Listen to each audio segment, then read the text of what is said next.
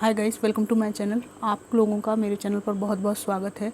आज हम इस टॉपिक पर रीडिंग कर रहे हैं कि how they feel without you. आपके बिना वो कैसा महसूस करते हैं। ये एक जनरल कलेक्टिव टाइमलेस रीडिंग है। जब भी आप देखेंगे कुछ अंश इसके हमेशा रेजोनेट करेंगे आपको, और बहुत सारे लोग देखते हैं। हर व्यक्ति को रेजोनेट करे आवश्यक नहीं है, तो टेक इट लाइटली। चलिए देखते हैं how they feel without you. आपके बिना उन्हें कैसा महसूस होता है। ओ माई गॉड, 9 ऑफ सोर्ड्स। अच्छा तो महसूस नहीं करते हैं, उदास रहते हैं, परेशान रहते हैं, और इनको ऐसा लगता है कि इन्होंने बहुत कुछ खो दिया। और यहाँ पे 8 ऑफ सोर्ड्स भी आ गया है, 9 of cups, 10 of swords, strength, temperance,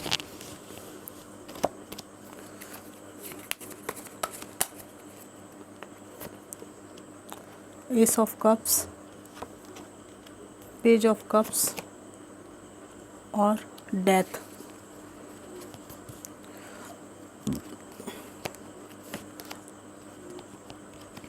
the high priestess भी आया है। बॉटम ऑफ द डेक है night of wands, night of wands.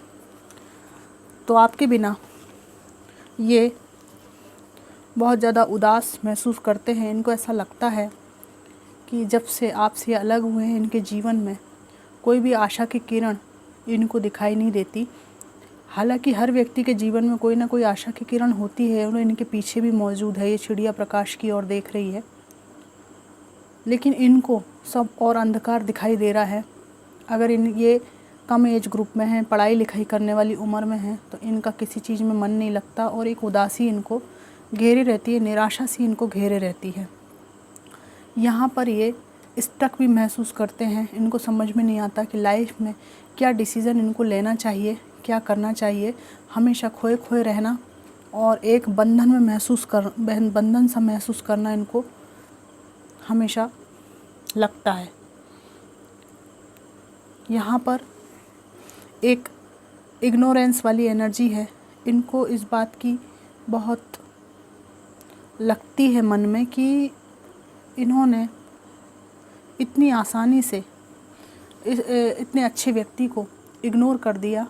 ये कहीं ना कहीं इनसे थोड़ी सी त्रुटि हो गई है, थोड़ी सी गलती इनसे हो गई है। और आपके बिना ये बहुत ज़्यादा ऐसा फील करते हैं कि जो आप हमेशा अवेलेबल रहते थे इनके लिए, वो अब नहीं हैं, क्योंकि आपने अपना स्टैंड ले लिया है और आप इनको अब उस तरह से इम्पोर्टेंस नहीं देते। और आपने अपने जीवन में इतनी कुशलता हासिल कर ली है कि आप अब इनके बिना रहना सीख गए हैं, और इतना ज़्यादा आपके अंदर परिवर्तन आया है कि बहुत ज़्यादा जीवन के थपेड़ों से माहिर हो गए हैं। इनको ऐसा लगता है, और इनको लगता है कि इनके बिना आप बैलेंस्ड हैं और पहले से बहुत मैच्योर हुए हैं, और आपके जीवन में आपने वो लेसन सीख लिया है कि आप ये इस तरह का फील कर रहे हैं कि पीठ पीछे कुछ भी होता रहे, कितनी भी ये योजनाएं बनाते रहें, लेकिन आपको कुछ भी नहीं चाहिए इनसे। आपने अपनी पीस को चुना है, आपने अपने सेल्फ रिस्पेक्ट को चुना है। आपके अगल बगल कितनी भी टॉक्सिक चीज़ें हों, आपको ये केकड़ा और ये बिल्ली लड़ रहे हैं, और ये लेडी ध्यान मग्न है, अपने में है। ये कुछ भी करते रहो, हमें कोई लेना देना नहीं। ऐसी एनर्जी आपकी इनको लगती है कि आजू बाजू कितने भी तहलके भी ये मचाते रहें, पर आप इनसे अछूते हो गए हैं और ये चीज़ इनके हृदय को बहुत तोड़ के रखती है। आपके बिना ये ऐसा महसूस करते हैं। इनको कभी कभी ऐसे भी मौके आते हैं कि इनको ऐसा चीख के आपको बुलाने की इच्छा होती है, पर इनको लगता है कि जिनके साथ ये हैं, जिन लोगों के साथ, वही इनसे हाथ छुड़ाकर भाग रहे हैं। तो आपके साथ जब इन्होंने बैड बिहेवियर किया तो आप क्या खाक आएंगे इनके पास में?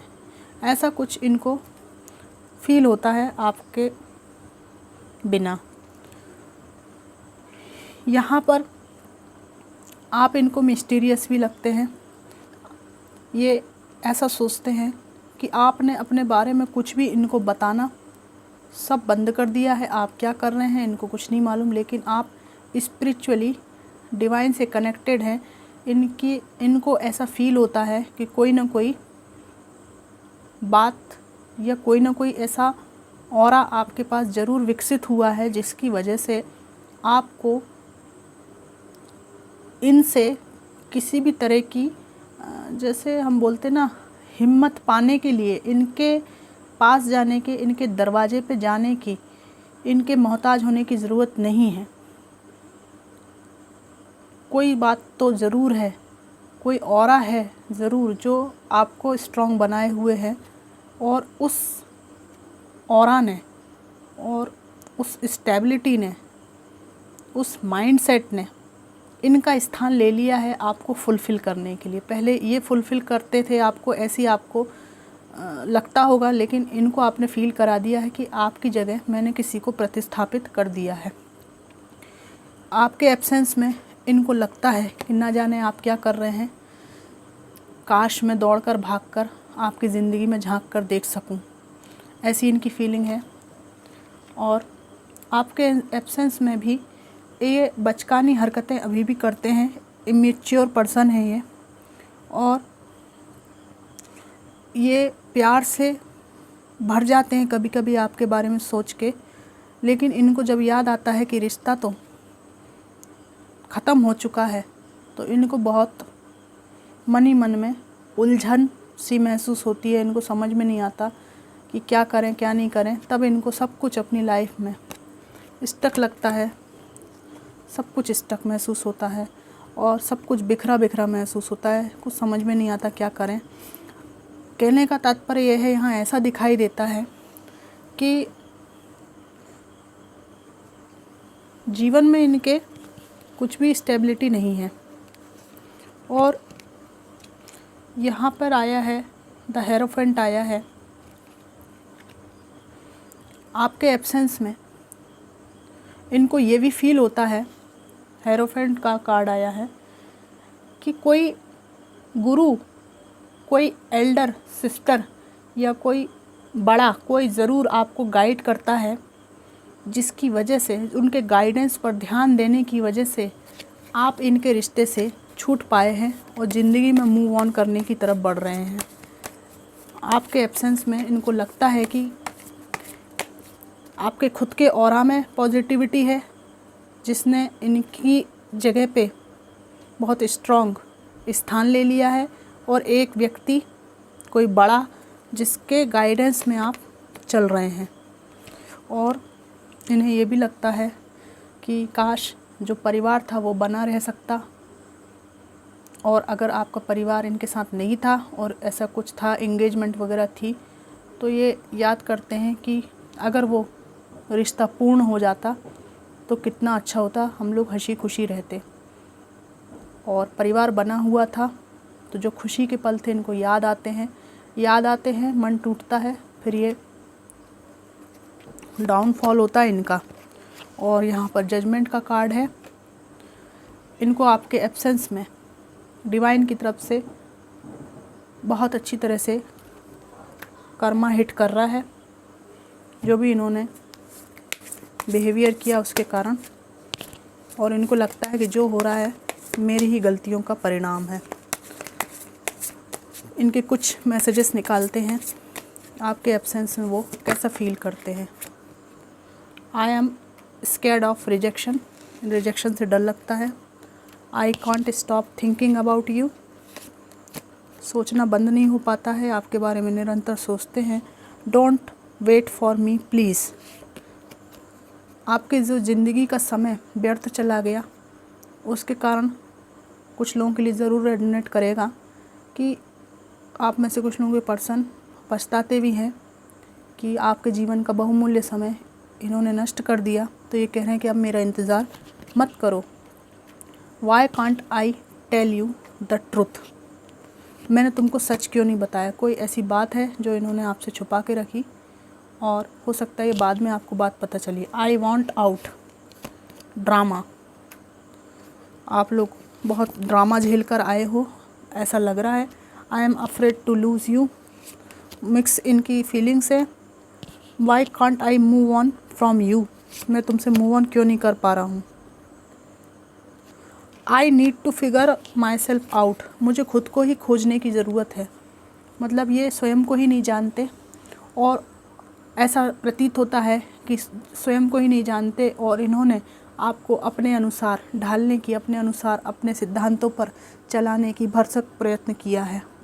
और आज इनको लग रहा है कि इन्हें सबसे पहले दूसरे पर शासन करने के पहले अपने आप को जानना चाहिए था कि आखिर इनका सेल्फ क्या है।